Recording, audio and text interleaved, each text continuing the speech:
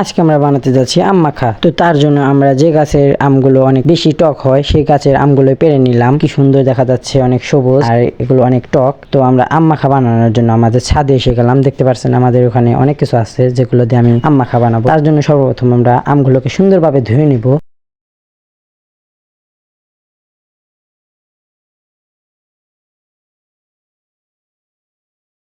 ধুয়ে নেওয়ার পরে এবার এগুলোকে সুন্দরভাবে কাটবো।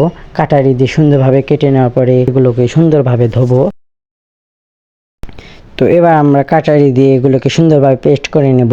পেস্ট করার পরে এবার আমরা কিছু মরিচের গুঁড়া দিয়ে দিলাম, তারপরে লবণ দিয়ে দিলাম, মশলা দিয়ে দিলাম, আর এটা হচ্ছে তেঁতুলের আচার। তো তেঁতুলের আচার দিয়ে এবার আমরা নাটাকাটা করে সুন্দরভাবে নাটাকাটা করে মেখে নিলাম। মাখিয়ে নেওয়ার পরে জিনিসটা দেখতে অনেক সুন্দর হয়েছে, দেখতে পাচ্ছেন। তো বন্ধুরা, যারা এই ভিডিওটা ফুল দেখেছো তাদের কাছে একটাই রিকোয়েস্ট জানাই, প্লিজ এই চ্যানেলটা সাবস্ক্রাইব করে রাখেন। এটা আমার প্রথম ভিডিও, আর প্রথম ভিডিও একটু খারাপ হতে পারে, কেউ খারাপ মন্তব্য করবেন না। পরবর্তীতে আপনাদের সাপোর্ট পেলে আরো ভালো ভালো কন্টেন্ট দেওয়ার চেষ্টা করবো ইনশাল্লাহ।